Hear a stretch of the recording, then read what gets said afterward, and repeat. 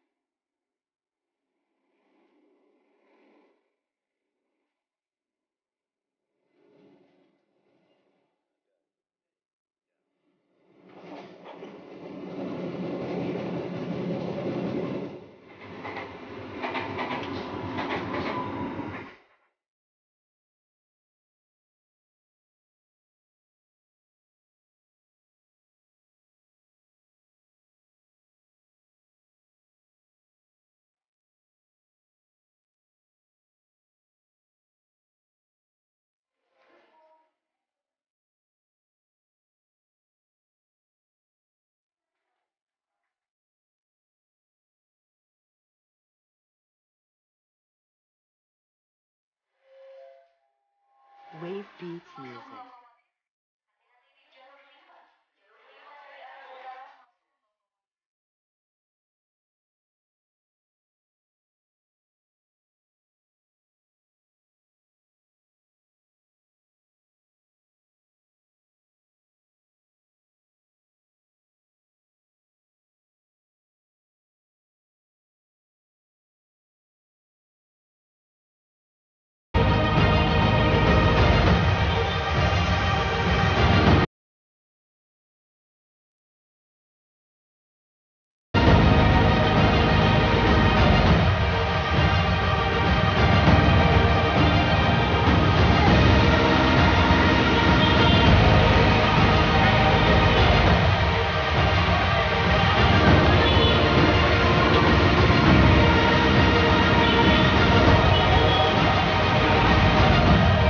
Wave Beats Music.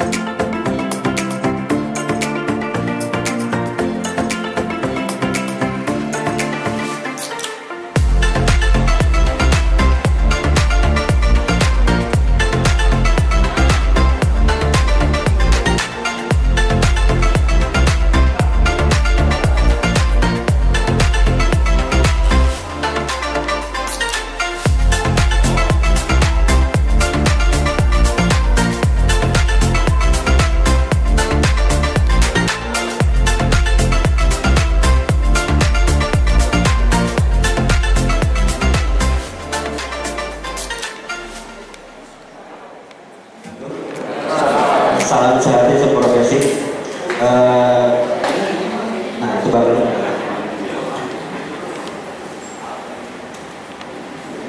Silakan Mas.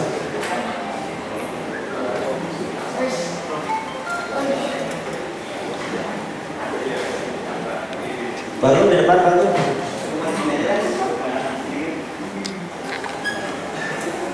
Baiklah, kita mulai acara ini. Pertama nanti sambutan dari Ketua Baru KFC Bapak Bagaduh, dilanjutkan dengan workshop dari Mas Tito sesi 1 sampai jam 3:30 materi, nanti break sholat asar, dan situ baru pertanyaan. Ya. Jadi sekarang dari sekarang sampai 3:30 kita langsung ke materi workflow itu. Baiklah, sebelum kita mulai. Saya kenalkan dulu pemateri kita adalah Kito. Silakan berdiri Pak Kito. Mas Kito Jati. Dia lama di Paris di Maroko. Terakhir mengerjakan teks yang terakhir itu terakhir tahun ini, gitu kan. Dulu dia jurusan desain produk, kalau saya desain grafis di ITB. Ya. Cuman Mas Vito lebih banyak menelan di luar, dan insya Allah kemarin dia bertekad 1 tahun ini mau ngasih materi ke teman-teman di KFT. Jadi kita ada 12 materi tentang visual effect ya. Nah ini agendanya nanti akan di-share di grup ya. Nah, dan materi ini nggak usah bisa lepas-lepas, nggak usah terus ikut gitu. Yang penting yang sekarang yang workflow gitu. Baiklah, pertama acara akan dibuka sama Pak Gunawan. Silakan Pak Gunawan. Terima kasih. Assalamualaikum warahmatullahi wabarakatuh. Terima kasih atas kehadiran semua. Ini sebetulnya ini salah satu program KFT pertama kali setelah kongres ya itu ya, dan atas kehadirannya mudah-mudahan ini bermanfaat ya, dan nantinya kita bisa teruskan. Ada 12 bulan ya tadi ya, ada 12 kali. Mudah-mudahan memang yang fokus di bidang itu bisa terus mengikuti, karena di special effect visual effect ini itu paling banyak okupasinya di dalam standarisasi kita. Kalau tidak salah ada 20 sekian okupasi ya, 24 ya, 24 okupasi yang di dalam divisi visual effect. Kebetulan ini Pak kita ini juga ketua divisi visual effect KFT ya, yang baru terpilih di dalam musyawarah, dan divisi yang paling muda dibentuk di KFT. Dan saya yakin betul bahwa apa yang akan disampaikan Pak Kito ini bermanfaat. Saya kenal beliau tahun berapa kita kenalannya? 17 tahun 2002 ya. 2002 waktu saya jadi produser di salah satu iklan Sampurna, yaitu divisi. Beliau yang menangani sebuah iklan yang berdurasi 9 menit, dikerjakan berapa bulan? Cukup lama. Khusus dia aja itu di post production 1 bulan lebih ya, kurang lebih cukup lama. Dan iklan termahal di saat itu posnya dia berapa M ya, secara keseluruhan produksi saya 5 M, durasi 3 menit. Itu tahun 2000. Kami kenal udah lama dan konsisten di profesi ya, mudah-mudahan ini bermanfaat. Sebenarnya nggak usah lama-lama saya, dan ada banyak program nantinya, mudah-mudahan divisi-divisi lain akan mengikuti, dan berharap 8 divisi ini akan terus ada masterclass. Besok kita akan paripurna dan saya akan memaparkan range-nya apa saja yang akan dikerjakan selama setahun. Saya berharap 8 divisi itu akan ada memberikan masterclass, selain ada yang workshop dasar. Kalau yang workshop dasar ini ada sertifikasi, itu kita akan ada insya Allah. Terus ada sertifikasi. Terus mudah-mudahan KFT akan segera membentuk balai pelatihan produksi film, sehingga kita bisa menciptakan SDM yang kompeten dan profesional. Itu aja saya pikir cukup. Nah, silakan Pak Kito dilanjut, mungkin lebih bermanfaat Pak Kito yang ngomong daripada saya kalau sisi ini. Kalau besok saya bermanfaat ya. Terima kasih. Assalamualaikum warahmatullahi wabarakatuh. Assalamualaikum warahmatullahi wabarakatuh. Siang. Sebelumnya saya mengucapkan terima kasih untuk Pak Gunawan dan juga Pak Jaya atas kesempatan yang diberikan pada saya untuk membawakan workshop ini. Kemudian di sini saya akan menjelaskan mengenai film dan video production control dan efek pipeline. Namun saya lebih mengkhususkan di efek visual effect-nya, karena untuk produksinya sendiri itu sangat jajarannya sangat panjang dan karena waktu yang sangat terbatas, jadi saya hanya akan kasih berupa dokumen-dokumen, nantinya akan saya referensi mengenai workflow.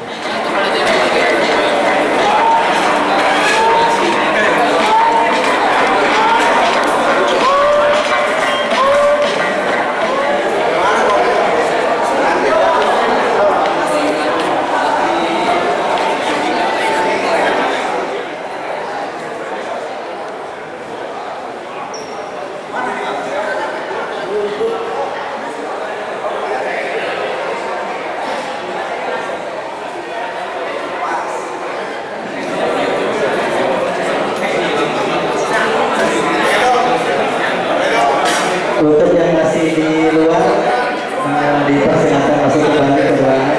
Sesi pertanyaan akan segera dimulai. Kita mulai untuk sesi terakhir ini, sesi pertanyaan. Kata Mas Tito sih pertanyaan tidak terbatas, cuma temanya harus sesuai dengan workshop kali ini, tidak melebar kemana-mana. Di sementara kita tampung 2 pertanyaan dulu, 2 pertanyaan. Assalamualaikum. Ini Mas mau nanya, previs itu sampai di mana sih, proses previs itu sampai di mana? Karena saya lihat waktu pada saat produksinya ada lidah, apakah previs udah melibatkan lidah atau sebelum? Apa bisa lebih? Proses previs itu cakupannya apa aja ya? Cakupannya apa aja? Apakah sudah melibatkan lidah atau karena saya lihat di produksi lidah itu ternyata di produksinya bukan di previs. Saya ngomong previs itu mencakup apa aja gitu. Baik. Satu lagi. Wawancara yang barusan, artinya lidah dalam hal ini apakah kita langsung ke mendialing gitu ya, modeling, terus bisa melompat ke hal compositing, karena rata-rata kita ini langsung sudah tidak lagi membuat masalah modeling lagi. Ini rata-rata. Kalau kita terapkan dalam sifat ini, apa nggak menjadi itu produser? Terima kasih.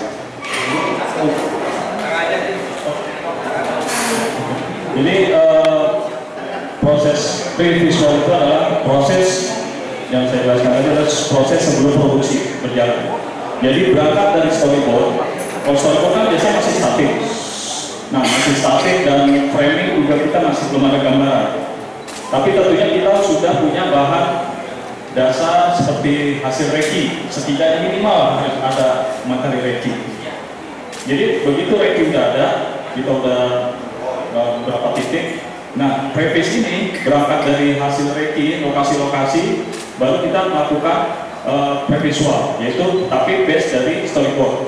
Jadi dari storyboard, misalnya dari mobil berjalan dari sana ke sini, nah itu kita kalau storyboard kan statik, dan misalnya karena saat orang menyeberang atau orang dikejar-kejar zombie, kan kita nggak punya gambaran framing enaknya seperti apa, pergerakan kameranya seperti apa, kita butuh lensa apa, yang light-nya seperti apa, kan kita nggak punya gambaran tuh. Kalau dari storyboard cuma hanya gambar, dan mungkin nggak punya sense feelingnya gitu, nggak punya gambaran atmosfernya seperti apa. Tapi dengan previs ini, seorang dari previs ini berangkat dari konsep art ini. Si konseptor visual konsepnya itu dia punya gambaran seperti ini, nanti gambaran suasana framingnya seperti ini. Kemudian dan setelah itu si previs akan membuat suasana tersebut seperti yang di workshop tadi, pergerakan zombinya, ketakutan orang, terus juga dalam previs ini kita bisa editing. Mengapa tadi dalam film workshop untuk previsnya sendiri membutuhkan 1 tahun sebelum mereka produksi. Jadi saat previs sudah selesai, mereka udah punya blockingnya. Oh, nanti saat di lokasi di kota ini, di jalan ini, daerah ini, seperti ini blockingnya. Nah, pada proses previs itu yang terkait, 1 sutradara, 2 DOP, 3 kreatif, art, dan effect supervisor. Ini biasanya key person cuma ini, sama produser, sorry maaf. Nah, dari situ kemudian di breakdown. Oke, kalau framing seperti ini apa? Nah, proses previs ini untuk menghindari kebingungan atau kita untuk menjembatani kalau kita nanti gambarnya seperti ini nanti secara framing. Jadi previs ini akan membantu untuk membangunkan sense, untuk si sutradara punya feeling, kalau gerakan kamera dari sini gimana? Nanti seorang Yopi jadi akhirnya ada bahan diskusi teknik. Oh, gue pakai lensa ini aja. Oke, coba. Karena di proses previs ini bisa dengan software namanya iCloud, itu kita bisa milih lensanya, mau juga kameranya, mau pakai Alexa, dan sebagainya macam ini. Dari situ, dari previs ini kemudian begitu previs sudah jadi, akan langsung ke instruksi ke orang layout. Nah, layout tadi itu ya yang dia bikin layout seperti Avenger. Nah, kotanya itu tadi kan salah lidar setelah hasil scanning itu masih berupa istilahnya vektor. Jadi mapping vektor, tadi ada gambaran merah, kuning, hijau, biru dan sebagainya. Baru berupa point cloud. Nah, kenapa lidar harus masuk ke model ini? Karena saat kita aerial shot seperti tadi itu base dari point cloud itu baru berupa point cloud, bukan berupa modeling. Jadi kenapa harus masuk ke tahap orang modeler? Yaitu si modelernya akan membangun kota itu base parameter dari si lidar. Karena lidar itu sangat presisi, sangat akurat.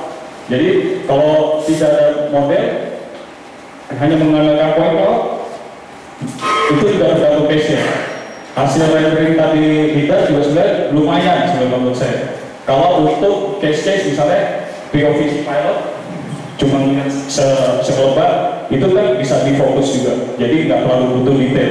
Tapi kalau kameranya itu membutuhkan detail seperti tadi Avengers, detail sisi-sisi kotanya, berarti harus dibangun model.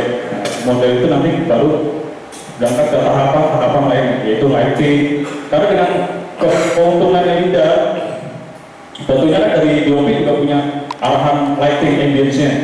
Dari lighting itu juga bisa kebaca dengan vektor mappingnya itu. Jadi kelihatan tuh, oh cahayanya pada saat itu sekian, di sini titik cahayanya. Jadi nggak bisa kita saat modeling asal-asalan lampunya taruh sini, itu nggak akan blending. Itu makanya kenapa mereka punya proses pattern standar harus seperti itu, stagesnya seperti itu. Dan kenapa rata-rata mereka pasti menggunakan lidar rata-rata. Seperti itu, Pak. Terima kasih. Untuk pertanyaan selanjutnya. Green screen. Oh, boleh diulang lagi ya, nggak apa-apa ya.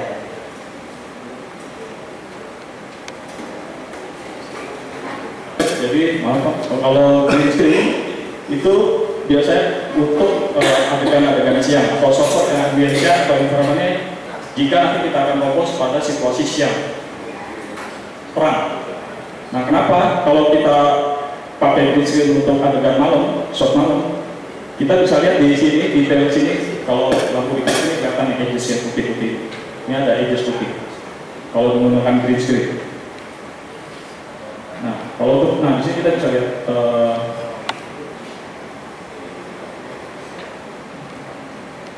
nah, untuk ini adalah level malam.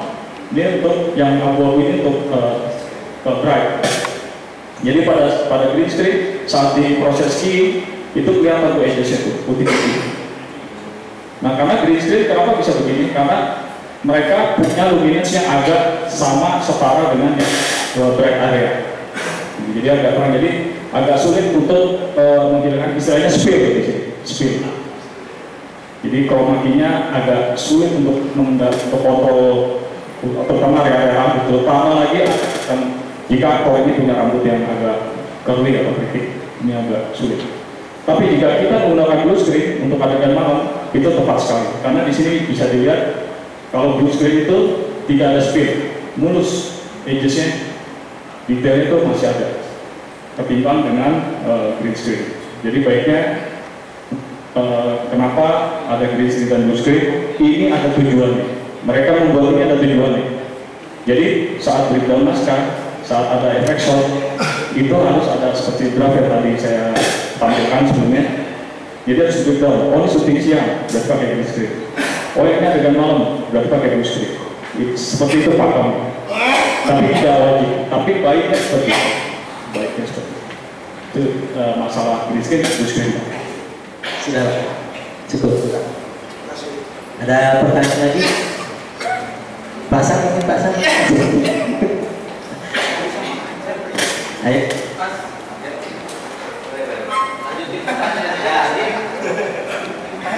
Lanjutin pertanyaan tadi. Berarti kalau proses rakit, kalau lihat itu kayak ada animasi. Jadi kita istilahnya produser harus alokasi budget untuk bikin animasi dong ya. Tapi animasinya nggak harus animasi yang detail. Kayak apa aja. Nggak harus yang perfect. Yang penting punya gambaran secara visual dan terpenting lagi adalah blocking, framing dia, pergerakan.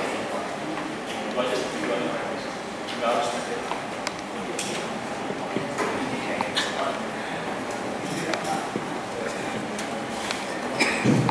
Selamat sore semuanya. Saya Raymond. Konsentrasi saya di kamera Mas Dito. Saya cuma mau saya nggak nanya sih. Saya cuma mau minta saran. Mas Dito kan saya lihat realnya ada juga sebagai color grader. Nah itu apa saran ideal untuk metadata dari data teknis untuk di post production? Dari selain mood dan source yang kita ingin ciptakan tadi gitu ya, ideal data yang enak lah buat post mengerjakannya seperti apa sehingga nantinya efisien dalam waktu dan budget. Terus yang kedua sarannya sampai mana efisiensi tata distorsi yang tadi tuh itu ngaruh ke komposisi apa kemana gitu, coba sedikit aja untuk itu. Terus apa sarannya sih untuk film Indonesia jadi standarisasi visual efeknya tuh kira-kira sama lah, soalnya kan film kita kadang-kadang ada yang jompang jamping gitu ya, misalnya kalau kayak Wiro emang budget ini nah terus di horornya ada yang begini gitu. Makasih Mas. Halo, selamat sore Mas, nama saya Angel. Sore.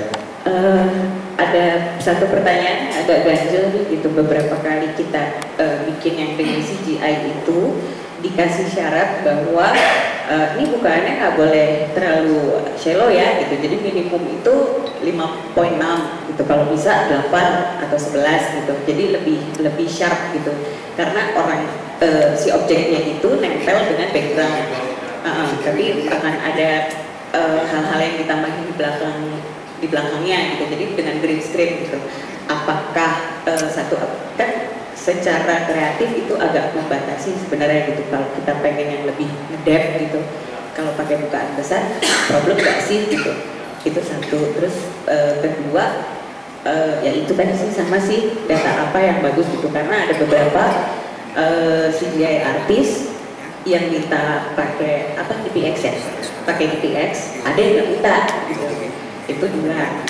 Terus yang ketiga, baru banget kemarin bikin kayak apa bayangan gitu, shadow, tapi kita handheld, jadi mereka mau add shadow lewat gitu. Nah terus aku tanya kan, ini nggak pakai marking? Nggak usah. Ini nggak pakai plate? Nggak apa-apa, karena itu dia cuma menambahkan shadow aja gitu, nggak apa-apa gitu. Terus ini bukaannya berapa ya gitu, karena biasanya mereka minta 5.6 gitu, mintanya sharp. Nggak apa-apa, deblu pendek juga nggak apa-apa gitu. Jadi ada kerancuan di beberapa produksi, yang satu patokannya harus gini gitu, terus yang satu lagi patokannya udah nggak apa-apa gitu, bebas aja gitu. Nah kira-kira gitu, maksudnya kira-kira karena di apa CGI di Indonesia itu kan belum terlalu bagus ya gitu, maksudnya sangat grafis gitu. Ketika nyampur sama gambar kita tuh iya ngeblend gitu, jadi dia grafis banget gitu. Nah itu kira-kira titik tengahnya seperti apa gitu. Terima kasih. Idealnya untuk metadata buat post production, untuk color grading, oke. Satu, yang pertama adalah kalau saya prefer raw, Alexa, Red itu harus raw. Karena apa? Karena RAW itu memiliki tingkatan 16 bit atau 10 bit. Artinya 10 bit dan 16 bit itu punya jangkauan warna full range istilahnya. Itu luas. Color range-nya luas sekali.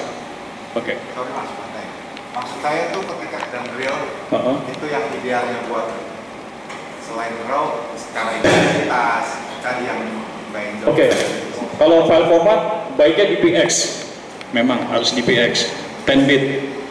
Kemudian ini masalah color space bilangnya. Jadi istilahnya, nah ini sebenarnya event ini baru mau saya bahas, event nanti Februari, masalah color grading, workflow yang benar pakemnya seperti apa.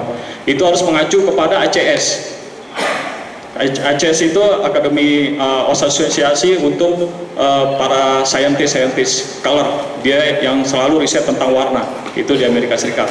Nah itu semua studio-studio Hollywood acuan kita ke sana, ACS log istilahnya.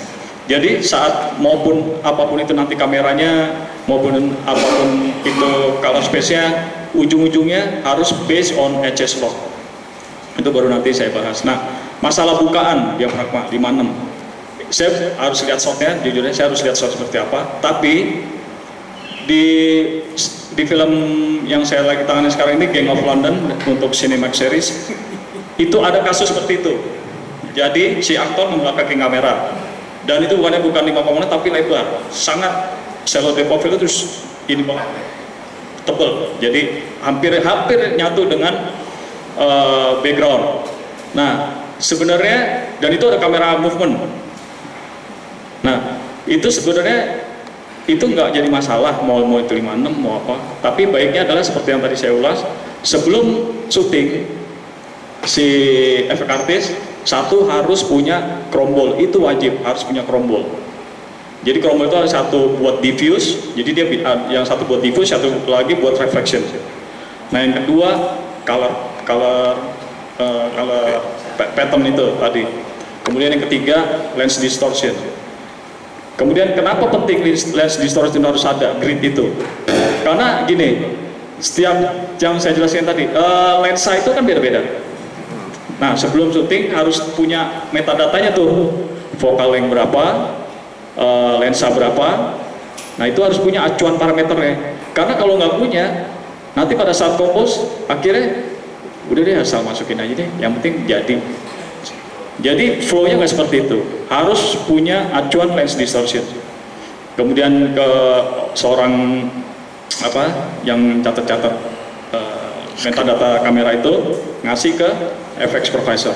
Nanti FX Supervisor masuk ke ngasih lagi ke asistennya, dan di situ mereka sebar buat orang 3D, orang layout, itu semua punya. Untuk shot adegan ini kameranya seperti ini, jadi nggak bisa akal-akalan, nggak bisa parameter akal-akalan tuh nggak kena di saya, nggak boleh sebenarnya. Oh udah gini aja deh, gini aja, nggak bisa. Jadi shot yang plate yang udah ada distorsi, nanti kita undistort istilahnya, itu jadi flat. Baru di situ kita kompos, masukin elemen ini, itu, kita balikin lagi ke awal plate-nya sesuai DOP punya tuh lensanya berapa.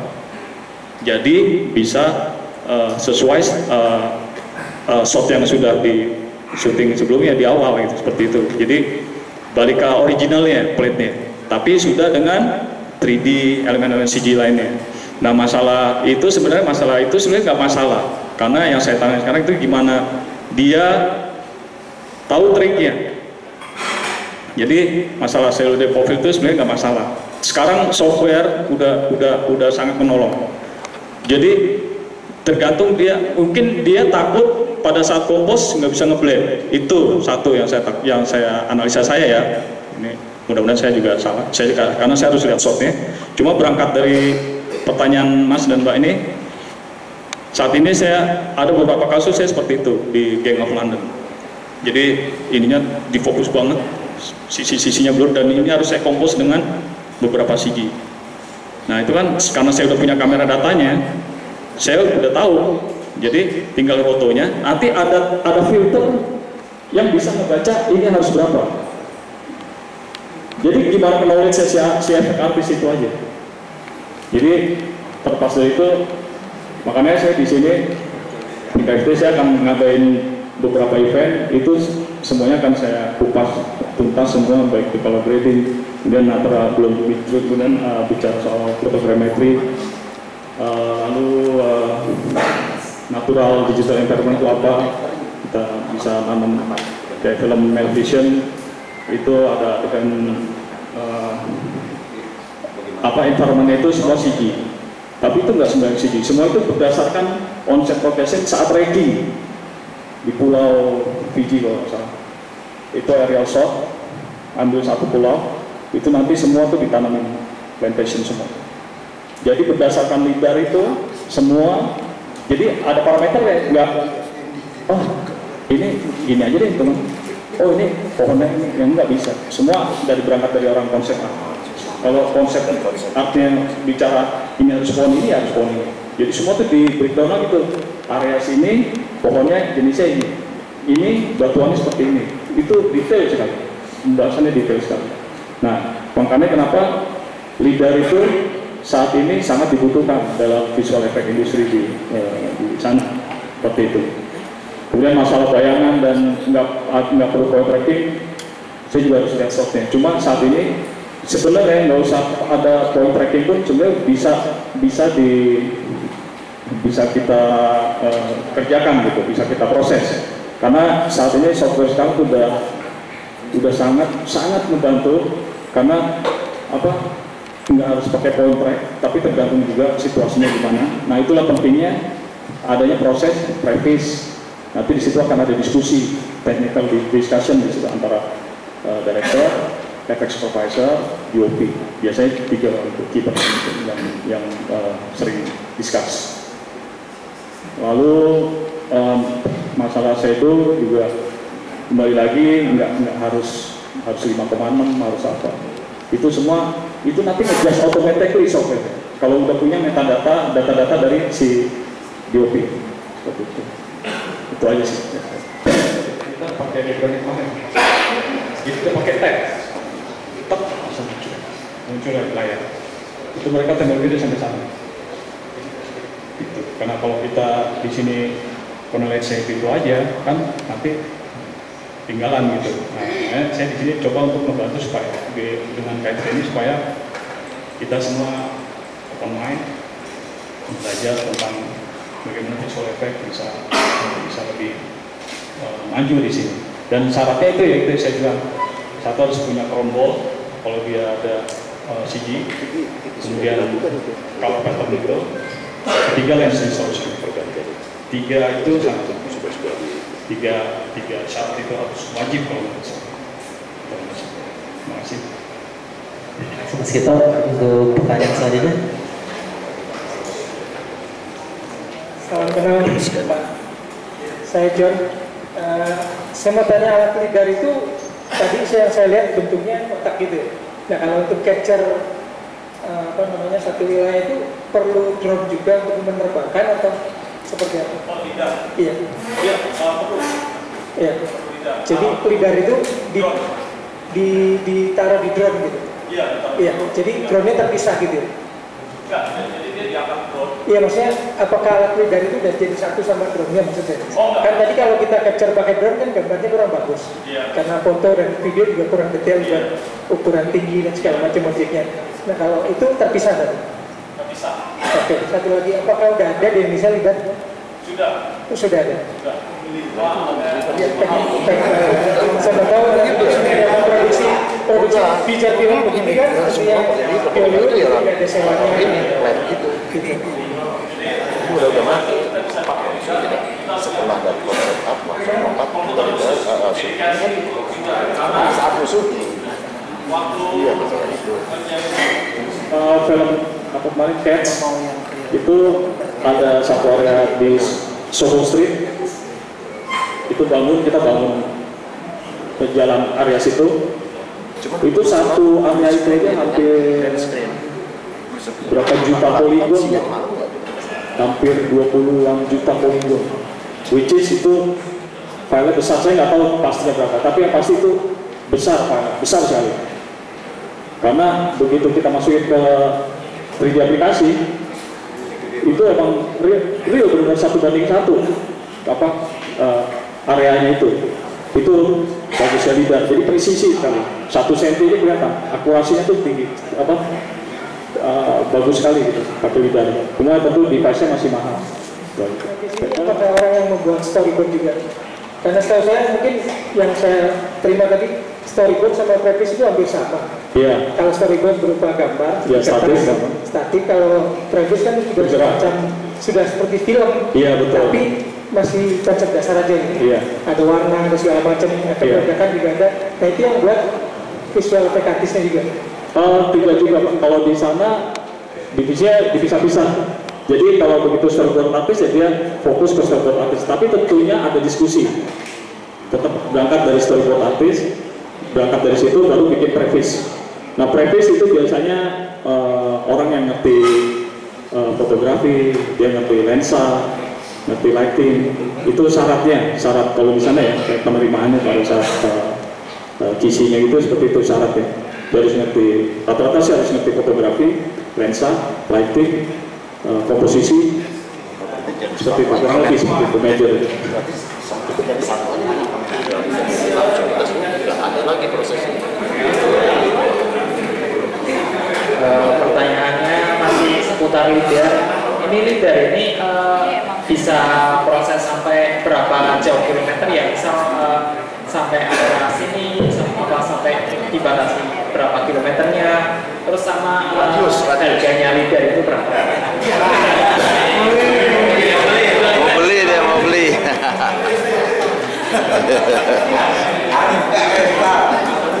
Oke, lidar itu dia tujuannya adalah untuk mapping, area mapping. Dulunya awalnya di tahun 70-an itu untuk pertambangan dan tata kota. Jadi melihat dari situ dengan berkembangnya industri film di sana, mereka sadar kita harus butuh lidar untuk scanning seluruh area kota. Seperti tadi di Avengers itu kan itu diblokir, itu pakai pesawat. Itu tergantung berapa jauhnya, itu tergantung balik lagi ke konsep, ke previsnya, balik lagi. Dan awalnya itu semua dari konsep. Nah, juga dari previs, juga dari regi departemen. Mau sejauh mana untuk adegan itu fungsinya previs. Jadi nanti kita bisa nge-blocking. Oh, berarti yang dukung sana nggak usah di-scan, karena biaya scan-nya sendiri mahal. Satu, lidarnya juga mahal. Itu yang pasti karena dia presisi, dia high resolution, sangat high resolution. Karena datanya sendiri satu frame-nya itu besar sekali. Jadi waktu itu aja area cuma dari area sini lah, berkunjungan sampai ke situ, itu sampai pasar festival aja kurang lebih ya begitu. Itu aja itu besar sekali datanya, besar. Saya lupa berapa tera waktu itu untuk satu area. Gimana yang satu kota gitu? Saya nggak bayang. Besar ya, itu aja sih. Oh, tapi radiusnya tidak dibatasi. Radius tidak dibatasi, tergantung semakin besar area, semakin besar filenya. Semakin besar file. Itu yang harus kita pikirin. Dan harus ada komputer dedikasi khusus, nggak bisa pakai laptop ini, nggak bisa. Percaya saya bisa. Karena tera sudah. Tera. Komputernya juga harus yang bertera-tera. Bukan kilometer lagi, tapi tera ini. Iya, betul. Teman saya ini yang ini, insya Allah dia mau beli lidar gitu. Kumpulin aja nih. Masih.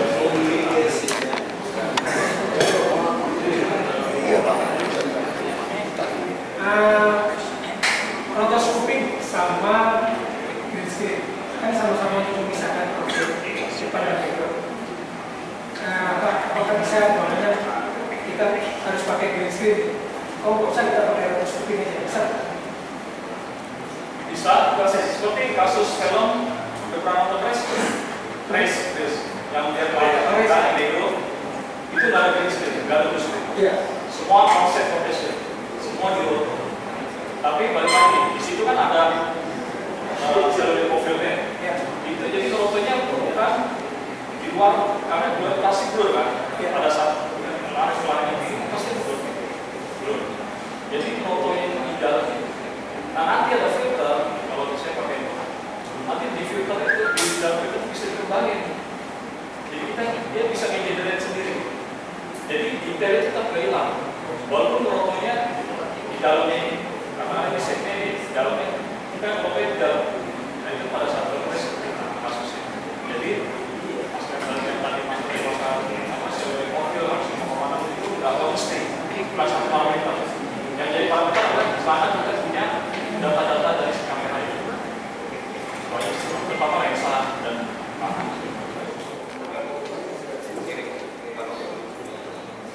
jangan bosan-bosan, saya Edward Pak, jangan bosan-bosan bisa bertanya Pak ya.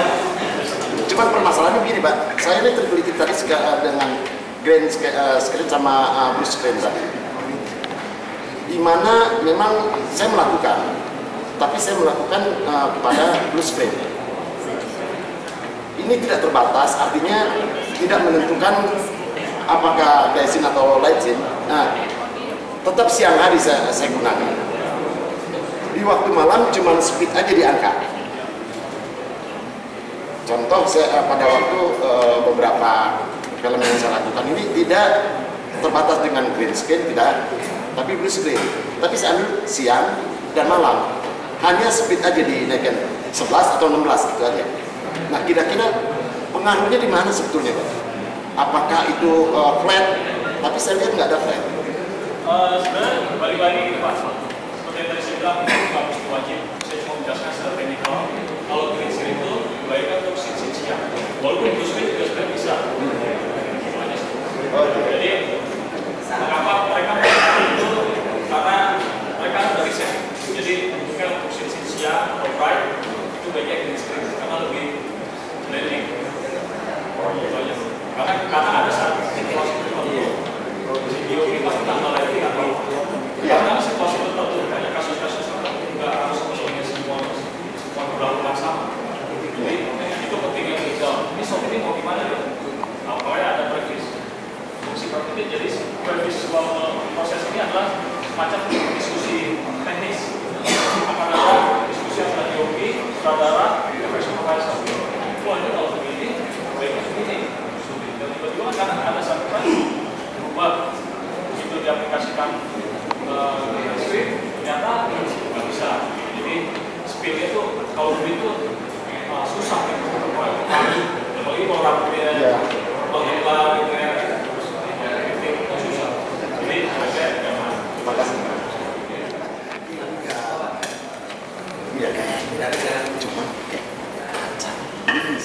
Saya lihat tadi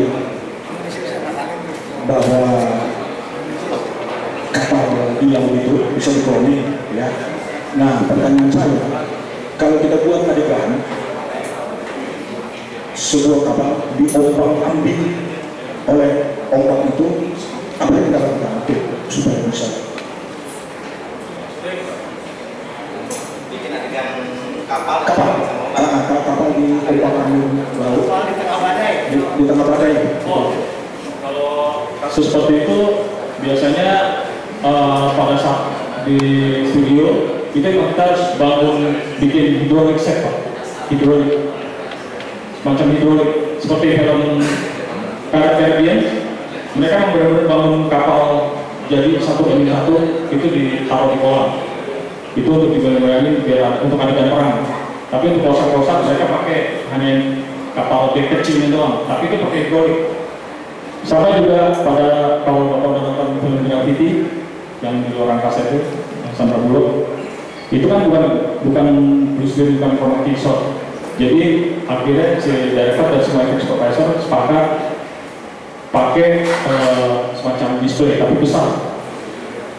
Jadi mereka bangun set kecil orang artnya, si Sandra Bullock di syuting.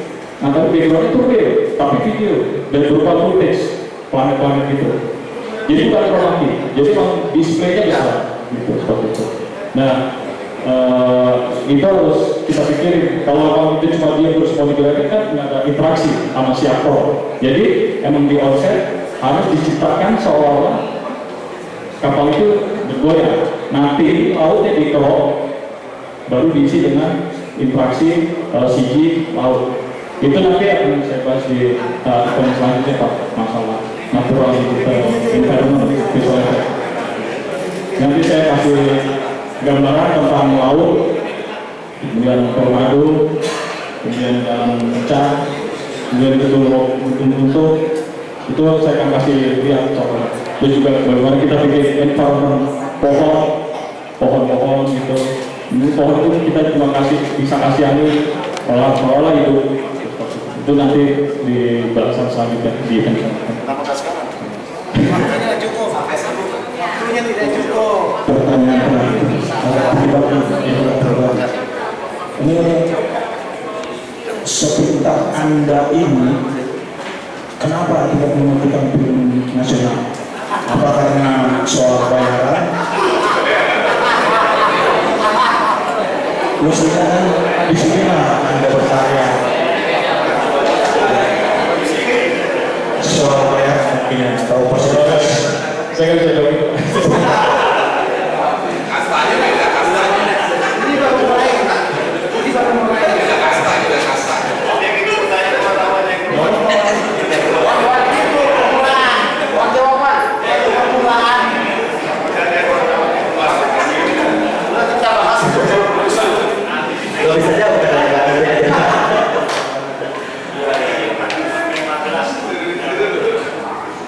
Jadi kalau di Indonesia, yang di Indonesia karya Anda apa? Biar saya potong. Waktu saya bergabung kami ada Alif Fahmi, kemudian Ahmad Kami, terus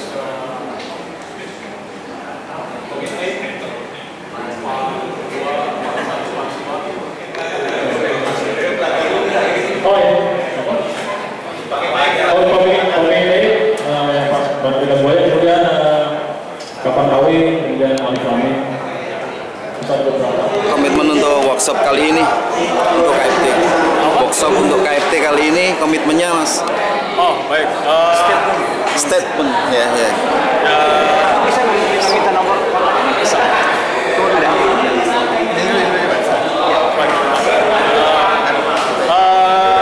Saya hanya menginginkan bahwa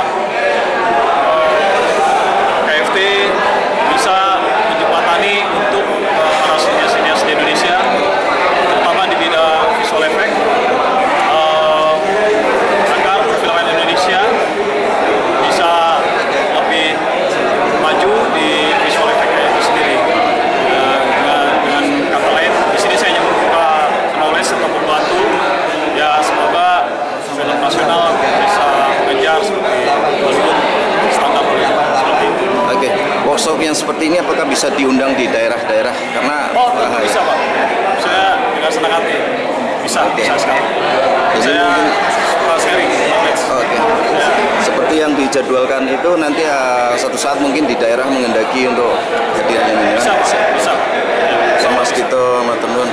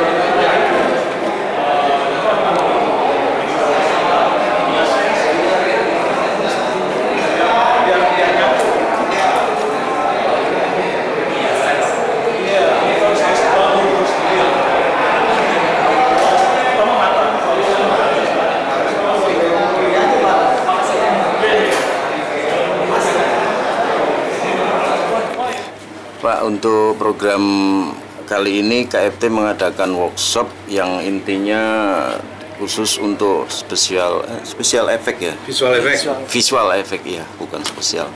Jadi era sekarang Pak ya, pakainya visual effect. Bagaimana Pak bisa dijelaskan? Apa nih yang jelasin apa ya? Menjelaskan untuk era sekarang ini kita mulai menginjak ke era visual effect.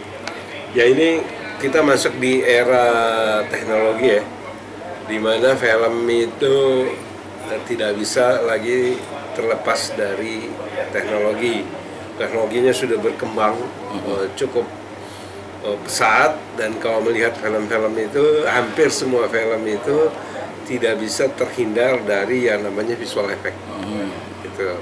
Karena banyak kita menemukan lokasi-lokasi itu, kadang-kadang ada beberapa lokasi yang ada beberapa item yang ada di dalam frame itu tidak kita sukai atau kita tidak mau ada di dalam frame itu, maka yang bekerja itu adalah CGI gitu. Ya kan, itu sebetulnya itu. Nah, karena ini persoalan ilmunya baru dan di Indonesia masih juga sesuatu hal yang baru, sehingga kita perlu mengadakan workshop CGI ini, khususnya workflow dulu. Sebenarnya kita ada 12 bulan, 12 kali ya sampai detil-detilnya. Tapi yang hari ini kita laksanakan adalah workflow dulu, karena ini penting. Kalau workflow itu ada kaitannya bagaimana komunikasi antara orang-orang yang bekerja di visual effect sama orang lapangan. Karena sebetulnya visual effect ini dikerjakannya itu harusnya bukan harusnya, lebih banyak dikerjakan di pos. Tetapi supaya ini tidak terjadi satu komunikasi yang salah, maka itu sebaiknya orang CGI itu sudah mensupervisi orang-orang lapangan. Nah, ini harus ada komunikasi. Nah, ini hari ini workflow-nya itu supaya baik sutradara mau bikin apa sih, mana yang ada CGI-nya, mana yang tidak, itu harus di breakdown. Terus produser juga tahu workflow-nya, terus kamera apa segala macam. Artistik itu sudah harus ada kerjasama komunikasi antara orang CGI sama mereka-mereka ini yang ada di lapangan. Nah, ini workshop hari ini adalah workflow-nya dulu.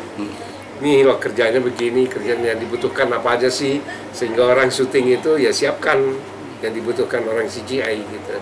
Jangan sampai pengennya A tapi nggak disiapin, nah orang CGI-nya kan bingung gitu. Atau ada beberapa pakem, ada keharusan yang harus dilakukan tapi tidak dilakukan oleh orang lapangan. Itu aja sebetulnya.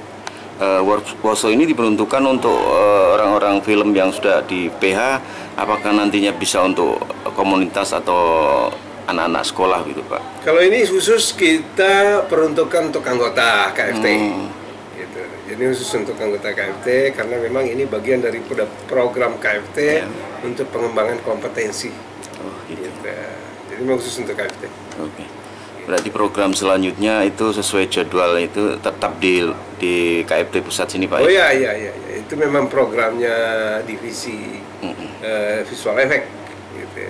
Jadi, seumpama untuk daerah mengajukan proposal untuk mendatangkan Mas Kito sebagai narasumbernya, gimana Pak? Bisa aja, bisa langsung secara pribadi, bisa nyampein ke dia atau mau lewat KFT juga mau. Oke Pak, secara pribadi juga karena dia yang punya jadwal kan. Oh iya Pak, harapannya untuk filmmaker di daerah Pak, karena di daerah kan waktu itu ada KFT daerah namanya, KFT Korda. Nah itu saya justru bertanya, Korda Kalongan itu aktivitasnya seperti apa sekarang? Terus karena ini udah pengurusan baru, harusnya sudah terbentuk lagi pengurus baru gitu. Kalau Jogja sudah loh. Gitu. Nah, harapannya sebetulnya harusnya Korda. Justru kita mau mengembangkan Korda-Korda. Karena sekarang ini film itu tidak lagi tersentralisasi di Jakarta. Itu banyak film-film daerah muncul. Nah, makanya diharapkan Korda pun juga punya peran di KFT di daerah itu, punya peran juga di dalam perkembangan film-film di daerah gitu ya. Nah, khususnya untuk pengembangan SDM-nya gitu. Nah, kalau ada Kordanya kan aktif, ya jauh lebih baik gitu. Mas Ugi, bagaimana nih setelah mengikuti workshop di di perfilman Pusat Jakarta ini? Oh iya, setelah mengikuti workshop tadi itu sangat bermanfaat sekali ya, terutama bagi saya yang dasarnya desain grafis. Tadi kan workshopnya tentang visual effect. Nah, visual effect itu sendiri termasuk dalam pembuatan film, dan pembuatan film itu bukan cuma hanya artis, pemainnya, terus kameramen dan editing. Nah, visual effect sendiri itu ada bagian tersendiri, dan itu membuat suasana film itu lebih dramatis. Misal tadi kayak special effect ledakan seperti itu ditambah seperti itu, dan tadi dijelaskan juga sama Pak Gito sangat-sangat detail ya, dari mulai alat-alatnya, mulai planningnya seperti apa, mulai dari sketsa dan alat-alat juga seperti itu. Jadi berarti menambah sangat ilmu untuk Mas Ugi di bidang grafis. Oh ya, sangat bermanfaat sekali dan sangat membantu dan menambah wawasan baru. Ilmu baru juga ya. Oh iya, ilmu baru. Oke Mas Ugi, selamat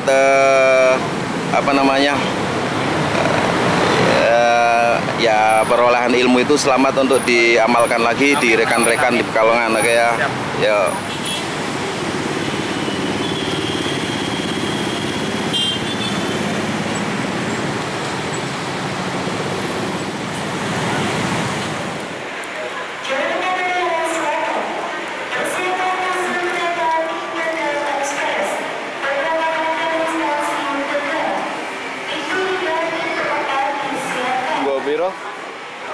Biro jedok